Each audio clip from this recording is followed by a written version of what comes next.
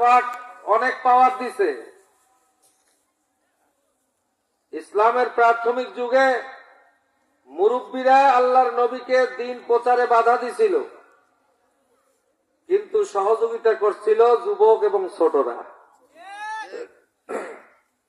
হযরত আবু বকর রাদিয়াল্লাহু তাআলা আনহু, হযরত ওমর রাদিয়াল্লাহু আনহু, হযরত উসমান রাদিয়াল্লাহু আনহু, এনারা তো ছিলেন যুবক। আর ওই সময় হযরতে আলী ছিলেন 7 বছরের বালক। এই কথা ঠিক না বেঠিক? তাদের দ্বারা ইসলাম কায়েম হয়েছে বিধায় আজকে আমরা মুসলমান। তাহলে বোঝা গেল বয়সের মধ্যে বুজুর্গি নাই, তাই না? আমরা যে মুরব্বীদেরকে সম্মান করি ঠিক আছে, কিন্তু মুরব্বী হইলেই যে বুজুর্গ তা কিন্তু নয়। কি কথা ঠিক না? আমাদের প্রিয় নবী সাল্লাল্লাহু আলাইহি ওয়াসাল্লাম বয়স হলো 8 বছর। কয় বছর? একটু জোরে কন। 8 বছর বয়সে চোখ উঠছে, হুজুরের চোখ উঠছে। চোখ ওটা বোঝেন? চোখ লাল লাল হয় না, চুলকে চুলকি করে, চোখ উঠছে। হুজুর তখন চাচা আবু তালেবের কাছে থাকেন। চাচা দিন শেষে রাত্রের বেলা আসেন, এসে আগে ভাতিজার খোঁজ নেন। তিনি এতটা ভালোবাসেন ভাতিজাকে। ভাতিজার খোঁজ নিতে গিয়ে দেখে বাচ্চা চোখ চুলকাইতে চুলকাইতে চোখ ফুলে গেছে। খুব মায়া লাগছে। বাবা কি হয়েছে তোমার? চাচা জানি না, খালি চুলকা চুলকি করে। তখন বলতেছিল, বাবা রাতটা একটু কষ্ট করে ঘুমাও, কালকে ভোরবেলা তোমাকে পাদ্রীর কাছে নিয়ে যাব। পাদ্রীরা আসমানি কেতাব পাঠ করে, ওই আসমানি কেতাব পাঠ করনেওয়ালা পাদ্রীর কাছে নিয়ে তোমার চোখের চিকিৎসা করাবো, তুমি ঘুমাও। ভোরবেলা উঠে আবু তালেব, আপনার আমার প্রিয় নবী, শিশু নবী, আল্লাহর হাবিব 8 বছর বয়সের বালককে নিয়ে পাদ্রীর বাড়িতে গেলেন। পাদ্রীর বাড়িতে গিয়ে দেখে পাদ্রী ভিতর থেকে ঘরের দরজা বন্ধ করে দিয়া তাওরাত পাঠ করতেছে। সুবহানাল্লাহ বলবেন? সুবহানাল্লাহ, সুবহানাল্লাহ। তাওরাত যে আল্লাহর কালাম, এটা আপনারা জানেন? জি, জানি। তাওরাতও কিন্তু কোরআনের মতোই আল্লাহর বাণী, আসমানি কেতাব। এই তাওরাত কেতাব পাঠ করতেছেন ভোরবেলা। কোন বেলা? আরো জোরে বলেন। ভোরবেলা। তাহলে এর দ্বারা বোঝা গেল যে আসমানি কেতাব ভোরবেলা তেলাওয়াত করার পিছনে কিছু হিকমত আছে। আজ থেকে 15-20 বছর আগেও বাংলার আনাচে কানাচে প্রতিটি বাড়িতেই ফজরের পর কোরআন তেলাওয়াত হইতো। কি হইতো না? হইতো না? দাদা পরে ইয়াসিন, বাবে পরে রহমান, মায়ে পরে ওয়াকিয়া, ছেলে পরে মুলুক। এগুলি চর্চা ছিল কি ছিল না? আরো জোরে বলেন। ছিল। আজকে কিন্তু নাই। আজকে কিন্তু কোরআনের তেলাওয়াত বন্ধ হয়ে গেছে ঘরে ঘরে। করবে কখন? স্টার জলসা, জি টিভি দেখি কুল পায় না। ওটা তো ওদিকে গেছেই। এদিকে মোবাইল হাতে আসার পরে মোবাইলের ইউটিউব বা ফেসবুকে যদি একবার ঢোকে, ঘন্টার পর ঘন্টা কোন দিক দিয়ে যায় টের পাওয়া যায় না। গভীর রাত্রে আপনি আপনার ছেলের ঘরে যাবেন, গিয়া দেখবেন এমন ভাবে হাত তুলে আছে শুইয়া, মনে হয় যেন মোনাজাত করতেছে, কিন্তু মোনাজাত নয়, উল্টে দেখবেন মোবাইল দেখতেছে। কি কথা ঠিক না? দেখতে দেখতে রাত 2টা, 2:30, 3টা ঘুমায় পড়লো। ওই তাহাজ্জুদ করবে, ফজর করবে, তার দ্বারা আবার কোরআন পড়া হবে।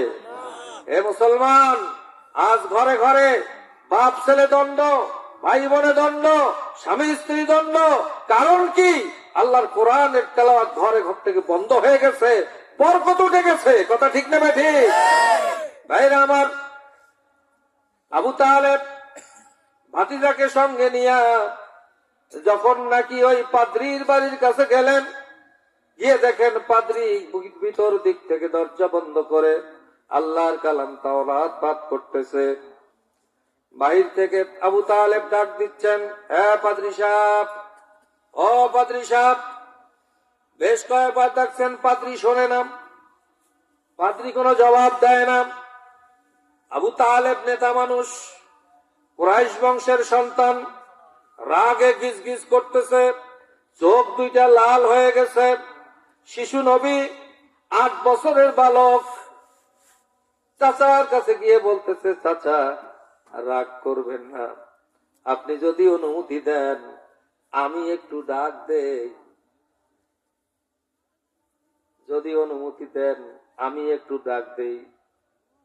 চাচা আরো রাগ হয়ে গেছে, আমি একজন মুরব্বী মানুষ, এতক্ষণ ডাকতেছি, আমার ডাক শোনে না, তোমার ডাক শুনবে কি? বড়রা এরকম কবে তো, এই কথা ঠিক না? কিন্তু নবী আমার ডাক দিয়ে বলতেছে, চাচা আপনি মুরব্বী হতে পারেন, আপনার ডাকের ওজন কম। আল্লাহু আকবার। আল্লাহু আকবার। আপনি যদি অনুমতি দেন আমি একটু ডাক দেই। চাচা বললেন, যাও ডাকো, আমি দেখতে চাই আপনারা কত জোরে সুবহানাল্লাহ বলতে পারেন। সুবহানাল্লাহ। এখন না, রেডি রাখেন, রেডি রাখেন। কিতাবে আসছে, শিশু নবী 8 বছরের বালক পাদ্রীর ঘরের কিনার দরজার কাছে গিয়া পাদ্রী বলে ডাক দেয় নাই, শুধুমাত্র পাদ্রীর ঘরের দরজার করার মধ্যে হাত লাগাইছে, লাগার সঙ্গে সঙ্গে পাদ্রী লাফ দিয়ে সে দরজা খুলে দিছে। সুবহানাল্লাহ। দরজা খুলে দিয়ে বলতেছে, এই কে তুমি? আমি মুহাম্মদ। তুমি মুহাম্মদ? এই তোমার বাবার নাম কি? আব্দুল্লাহ। মায়ের নাম কি? আমেনা। ওর বাবা আছে? না, নাই। মা আছে? না, নাই। নবীজির বাবাকে দেখছেন কি? নবীজি তার বাবাকে দেখছেন? মা মারা গেছে, জনমের এতিম। কথা ঠিক না বেঠি? ভাইরা আমার, নবীজির মা নবীজিকে এত বেশি ভালোবাসতেন, যেহেতু পেটে থাকতেই স্বামী মারা গেছে, স্বামীর একমাত্র বংশ প্রদীপ এই কলিজার টুকরা সন্তানকে মা মেনা এত ভালোবাসতেন, সব সময় চোখে চোখে রাখেন। 5-6 বছর বয়সে ছেলে মেয়েদের খেলাধুলার সময় হয়, আমাদের নবীজি খেলাধুলা করার জন্য মাঠে যান, দেলটাকে নরম করে দেন,